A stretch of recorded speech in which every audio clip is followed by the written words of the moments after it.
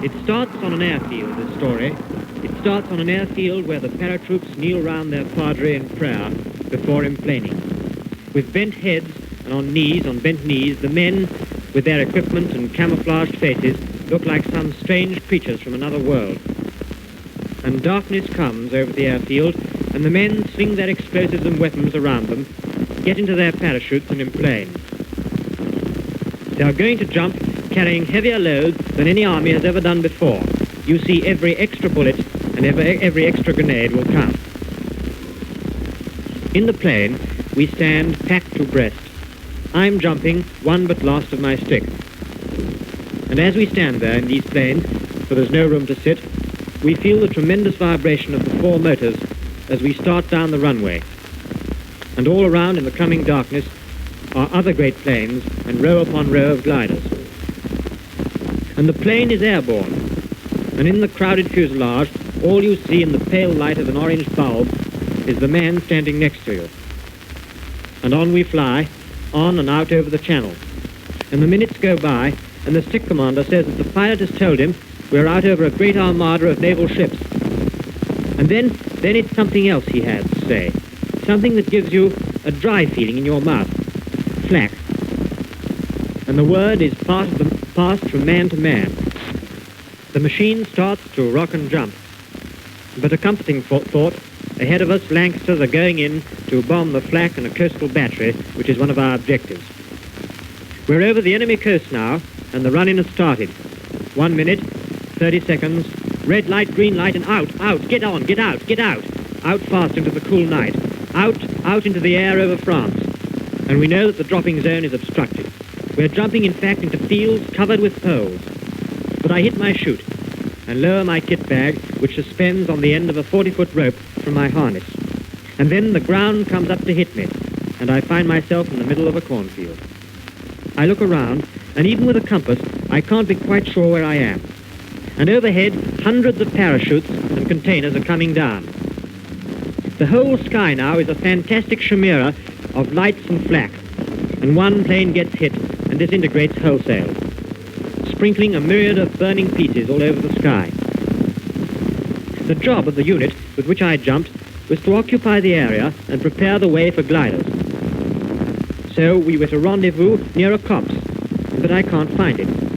So I go to a farmhouse and ask the way to a farmer and his wife standing on the porch of their house. We've come to drive the Boche away, I say. The farmer shrugs his shoulders in the dim light and says, I don't believe it.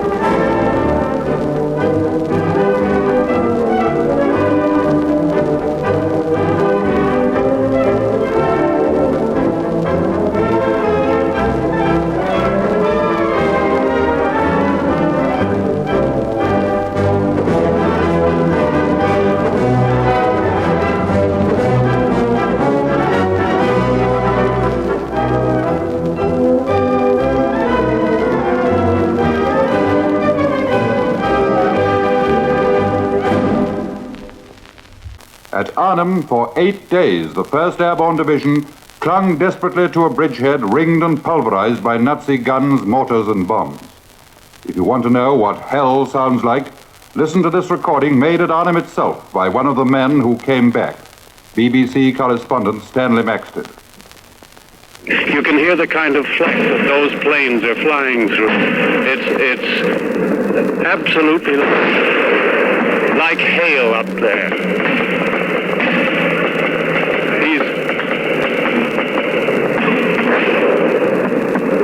These enemy guns all around us are just simply hammering at those planes. But so far I haven't seen any of them hit. But the bundles are coming down. The parachutes are coming down. That's all that these men ask. In London.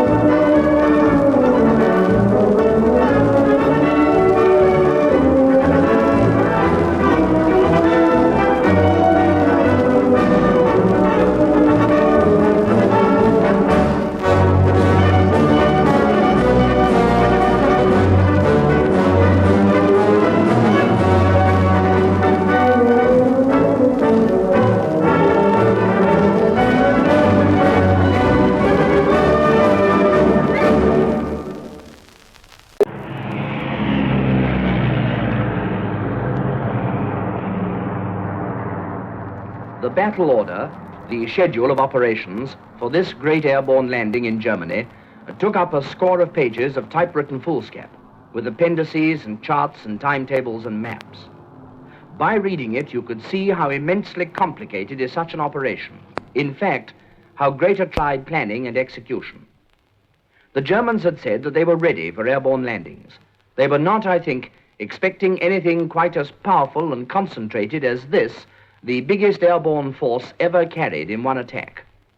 It was British and American, flying parallel within easy sight of each other, the Halifaxes and the Stirlings towing their Horsers and Hamilcars, the Dakotas each drawing their 2 Wacko gliders. Around us all, giving encouraging flashes in the sun, dashed the little fighters, British and American too. Some from bases in England, some from the forward airfields on the northwestern front. Slowly, I thought contemptuously, the great air fleet moved into Germany. It was so long that the head of the procession was now passing us on its way out. A Stirling shot by with flames coming from its belly. 4 white parachutes fled from it and opened and swayed off down to the river bank. The Stirling crashed in a great gout of flame. You thought of the human element then. I looked back to see it through one of our rear windows and caught the eye of Bob Wade, my engineer, crouched over his apparatus. I knew that he'd seen it too. Ahead of us, German flak was staining the sky with its blue-black ink spots. Another tug went down, flaming. No one got out. The tail broke off a glider behind us and went spinning away. The glider paused a second as though surprised, and then reared up and fell, somersaulting. There are no parachutes in gliders. We were almost on the dropping zone now, the patchwork of fields that I'd seen marked out on large-scale photographs, lying below us in the glare of the sun and a dazzling mist. We called up Hamilcar 277 for the last time. You are over your dropping zone now. The Halifax skipped a little as the glider let go. We turned sharply, and a great bunch of flak turned with us just off the starboard wing. 277 wheeled away beautifully, and then I lost sight of her as she joined the hundreds of others, banking silently down like a flight of tired moths, seeking their rest on the ground. And as we turned, I saw simultaneously the smoke of 5 aircraft, blazing like torches in the fields and the woods just below. Some German guns fired, and the Typhoons, who were patrolling on the lookout for just such a thing, swooped and were gone down in a flash to strafe the gunners. Our fighter protection had been first class, but you can't subdue everyone, and there were some of our force who paid the price for hauling their gliders to the right spot at the right time. We, who were lucky, edged out of it and belted back for the Rhine, where Allied guns were setting up grey smoke clouds and Allied craft were crossing the broad river. There were tanks closing up in the winding roads of the West Bank and great convoys of lorries. Below us, the army was on the move into Germany, and back in the flak stains and the mist, its spearhead was now on the ground and fighting, by the empty hulks of the gliders, among the black pillars of smoke, the funeral pyres of some of those whose pride it had been to lead the spearhead in.